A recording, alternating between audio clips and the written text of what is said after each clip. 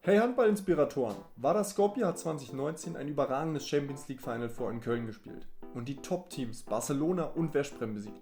In diesem Video schauen wir uns explizit die taktische Marschroute von Vardars Abwehr an und gehen insbesondere auf das flexible Abwehrspiel der Außenspieler wie Tibirov und Čupić ein. Du wirst erfahren, mit welchen besonderen Feinheiten Vardar ihre Außenverteidiger ins Abwehrspiel integriert und wieso sie nach Einläufern des Gegners keine Tore über das Mismatch mit dem Kreisläufer bekommen. Ihr seid bei Handball Inspires und es soll genau darum gehen. Pickt euch die für euer Spiel wichtigen Punkte heraus und lasst uns über eure Fragen in den Kommentaren sprechen. Bleibt am Ball und lasst euch inspirieren.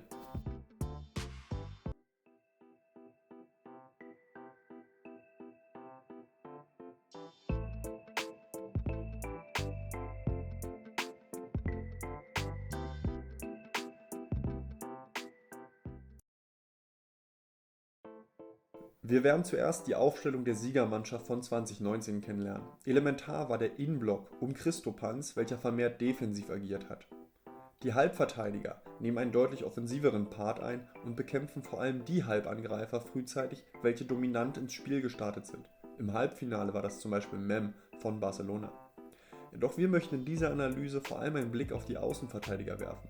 Viele Trainer würden bei den kleinen Spielern Čupić und Tibirov ihre Chance sehen, diese über ein Mismatch in Situationen zu attackieren. Deshalb werden wir uns 3 besondere Regeln anschauen, mit denen Vardar die körperliche Schwäche ihrer Außenverteidiger wettmacht und ihre Geschwindigkeit nutzt. Los geht es mit der Einläufersituation von außen. Hierbei gibt es 3 wichtige Grundsätze, welche die Außenverteidiger befolgen. Das erste ist Kommunikation. Der Halbverteidiger bekommt direkt mitgeteilt, dass ihn ein Einläufer von außen erwartet. Die zweite Regel ist, dass der Laufweg gestört und markiert wird. Kein Einläufer kommt ohne Kontakt eingelaufen und muss am besten außerhalb von 9 Meter ins Zentrum laufen, vor den Augen der anderen Verteidiger. Drittens, der Außenverteidiger orientiert sich offensiv und attackiert entweder den halben oder den Rückraum Mitte. Wir möchten in den nachfolgenden Szenen zuerst das Heraustreten gegen den halben uns anschauen. Dabei wird sich der gegnerische Kreisläufer zwischen Halbverteidiger und Innenblock befinden, also 2-3 oder 4-5. Wir können als allererstes die Kreisläuferposition und das Einlaufen von rechts außen erkennen.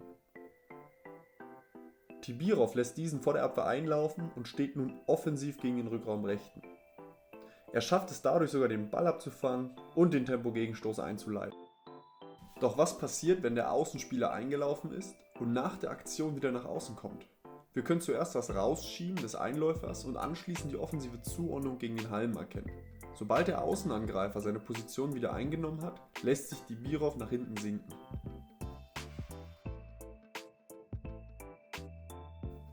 Im dritten Clip können wir erneut schön den Kontakt und das offensive Raustreten gegen den Halbangreifer sehen.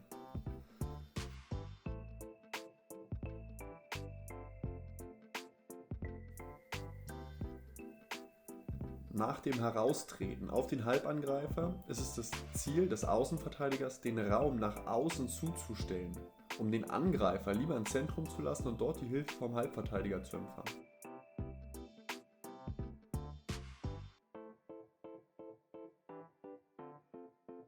Kommt es nun zum Rückzug und der Außenangreifer findet seine Position wieder auf Eckaußen, bekommt Tibirov auch Hilfe und Unterstützung von seinem Trainer für diese wichtige Information.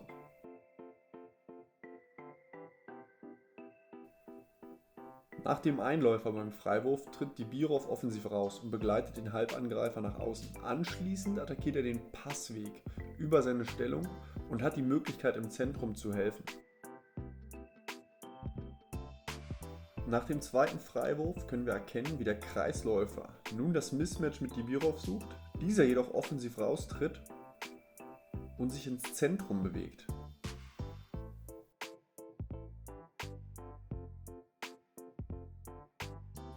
Eine weitere wichtige Regel wird hier befolgt. Sobald der Ball den Sektor verlassen hat und der Halbangreifer weit nach außen geht, lässt sich der Außenverteidiger, hier in dem Fall Tibirov, herabsinken. Welche Wirkung es hat, einen Halbangreifer aus dem Blickwinkel von außen zu attackieren, können wir in dieser Szene schön erkennen. Der Außen läuft nun nicht ein, sondern geht dem Ball für den Pass entgegen. Und doch nutzt Tibirov hier die Chance, visuell zu stören und den Ballgewinn, den technischen Regelfehler, zu provozieren. Vor allem Veszprem hat im Finale nach einer breiten Freiwurfsituation ihre Außenspieler ins Zentrum geschickt und damit Raum für ein Mismatch, also eine Situation mit einem besonderen Körpervorteil für den Angriff kreiert. Hier in dem Fall Kreisläufer gegen Außenverteidiger. Aber auch sonst verändert sich die Abwehr der Außenspieler nach einem Einläufer, wenn die Kreisläufer die Räume zwischen Außen- und Halbverteidiger, also 1-2 oder 5-6 einnehmen. Denn nun attackieren die Außenverteidiger, wie gehabt, zuerst den Einläufer und anschließend den Rückraum Mitte und versuchen das Feld aktiv zu teilen und den Angreifer, also den Rückraum Mitte-Spieler, auf die Seite mit dem Kreisläufer zu lenken. Verlässt der Ball dann doch den Sektor, lässt sich der Außenverteidiger wieder fallen und nimmt die offensive Position gegen den Halbangreifer ein.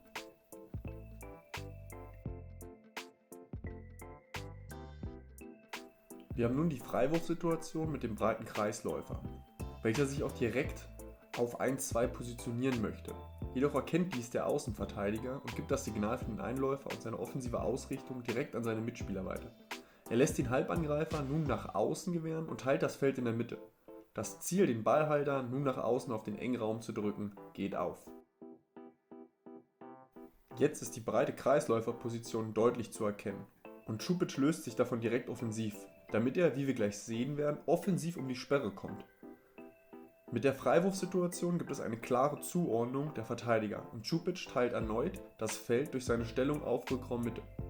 Dazu kommt der zweite Innenblockspieler und Veszprem ist bestrebt, den Ball auf die andere Seite zu bringen. Dieser Pass gibt Čupić die Möglichkeit, wieder in die Breite zu sinken und den Halbangreifer offensiv zu attackieren.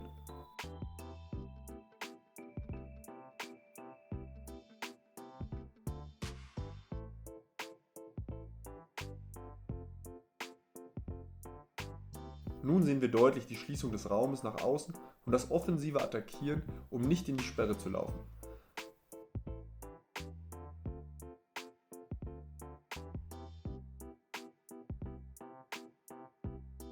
Nachdem der Außenangreifer wieder seine Eckaußenposition eingenommen hat, haben wir die Ausgangssituation hergestellt.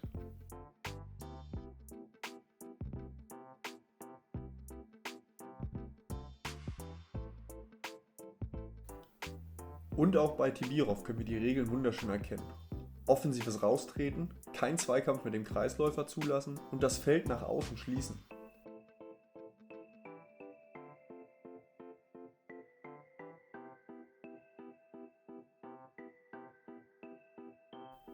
Nun jedoch haben wir den Freiwurf und Tibirov positioniert sich zentral auf der Spitze. Was er und der Rückraum Rechte jedoch nicht registrieren, ist die Überzahlsituation auf der rechten Seite, durch den Außen, der erneut seine Position wieder einnimmt. Mich würde dazu konkret mal euer Lösungsvorschlag interessieren. Schreibt dazu gerne mal was in den Kommentaren. Wie angesprochen hat Vardar gegen Barcelona offensiv Mem attackiert, mit ihrem Halbverteidiger. Nach dem Einläufer hat Tibirov sich nun auf die Spitze begeben, um dort dem Mismatch gegen den Kreisläufer zu entkommen und seine Qualitäten auf dieser Deckungsposition zu nutzen. Es wäre nicht sinnvoll, den Halbverteidiger sinken zu lassen und deshalb tritt Tibirov zentral auf die Spitze. Barcelona nutzt daraufhin die Situation, den Linksaußen frei zu spielen. Wir können jedoch auch erkennen, dass der Rechtsaußen wieder seine Position einnimmt. Dadurch hätten sie Vardar aus ihrem ursprünglichen System gezwungen und könnten völlig neue Spielsituationen kreieren. Auch hier können wir die klare Zuordnung erkennen. Vor allem wird die Beinarbeit und das Spielverständnis von Tibirov auf dieser Position deutlich, welcher sich erneut den Ball schnappen kann. Im Halbfinale gegen Barcelona haben sie in Überzahlsituationen Tibirov auf die Spitze gegen Pálmarsson gesetzt. Sie wollten dadurch den Spielmacher aus dem Spiel nehmen und die leere Torsituation als Druckmittel für die restlichen Angreifer nutzen. Entscheidend ist hierbei, wie sie Freiwurfsituationen im Zentrum lösen. Denn es macht wenig Sinn, den Außenverteidiger nun im Zentrum defensiv gegen den Kreisläufer und Rückraummitte zu stellen.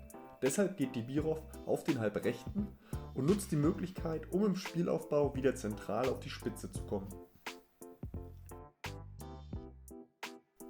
Wir können hier die klare Manndeckung gegen Pálmarsson in Überzahl erkennen.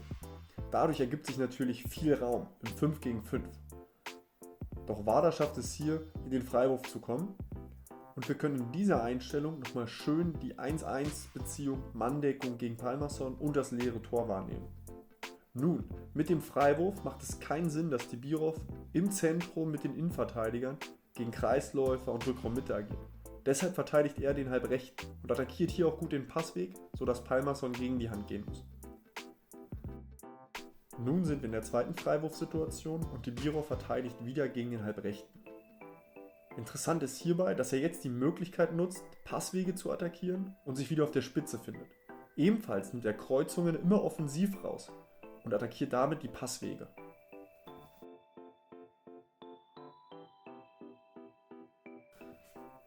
So, wir können wieder die Zuordnung gegen Pálmarsson auf Rückraummitte erkennen. Diesmal deutlich defensiver. Entscheidend ist jetzt hierbei gleich, dass auch der Halbverteidiger offensiv raustritt. Ähnlich wie ein 4-2. Sobald der Spielmacher nun in die Breite geht auf Halb, bleibt Dibirov auf der Spitze. Denn Ziel ist es, dass das Zentrum auf alle Fälle kompakt ist und Spieler, die dorthin angreifen, ins Foul gebracht werden. Wir sind nun in der Freiwurfsituation zentral. Dibirov geht wieder also auf Halb. Jetzt verteidigen beide Außenspieler auf einer Seite. Dies soll natürlich beschützt werden. Deshalb geht jetzt hier der offensive Innenverteidiger raus, um Pálmarsson auf die Seite mit dem Kreisläufer und den starken Innenverteidigern zu lenken. Dibirov muss jetzt den Einläufer verteidigen und arbeitet auch hier individuell sehr gut in den Passweg hinein.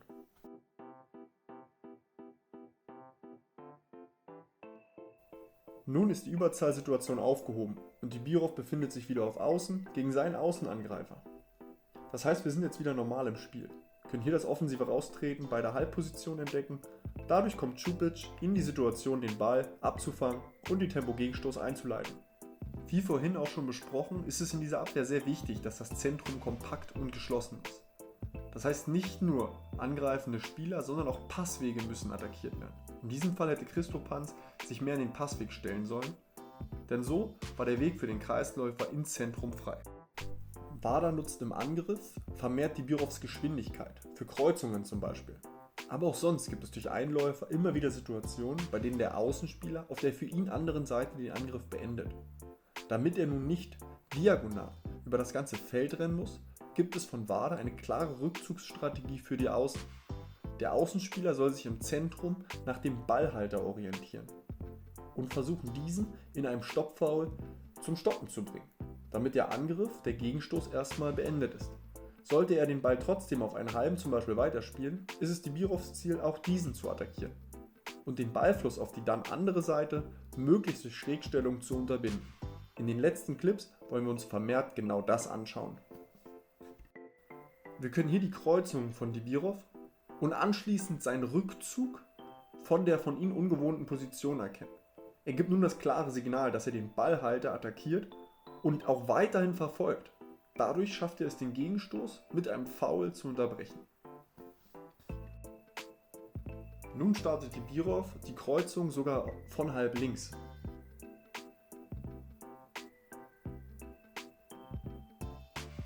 Und endet auf halb rechts. Nun ist sein Rückzug natürlich sehr weit diagonal rüber, um seine normale Außenposition wieder einzunehmen. Er lässt sich jedoch auf die Spitze fallen und verfolgt hier den Ball auf die Seite. Dadurch schafft er es im Stürmerfoul, den Ballgewinn zu provozieren. In diesem Beispiel können wir sehen, wie wichtig es ist, den Ballhalter rechtzeitig zu attackieren und eventuell in den Stoppfoul zu setzen. Denn dies geschieht nicht ausreichend und Veszprém vollendet erfolgreich ihren Konter. Wie beim Einläufer ist die Kommunikation mit den restlichen Verteidigern enorm wichtig. Hier agiert Dibirov mit einem visuellen Signal und zeigt seinen Mitspielern, welche Angreifer sie verteidigen sollen. Er attackiert daraufhin den Ballhalter. Kommt jetzt leider anschließend jedoch zu spät für die Unterstützung bei der Kreuzung.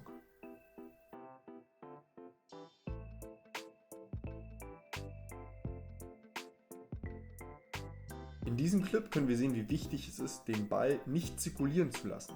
Čupić versucht, sich zwar in den Passweg zu stellen und den Ballhalter den Weg nach außen zu geben, doch dieser findet mit dem Pass zur Mitte die Überzahl auf der anderen Seite und Barcelona kann den Rechtsaußen freispielen. Dieselbe Situation können wir hier nun erkennen. Christopanz bleibt vorne liegen und Wada sieht sich in einer Unterzahlsituation.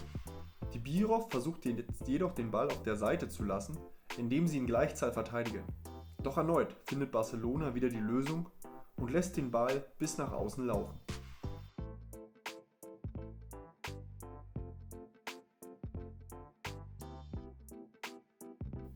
In der abschließenden Szene erkennen wir noch einmal die Kommunikation der Außenspieler und die nötige Beinarbeit für diesen Job von Tibirov. Doch auch er kann in diesem Fall nicht ins Stoppfoul bei seiner Hilfe kommen und Barcelona findet erneut den Raum im 1 gegen 1 für den Simeter.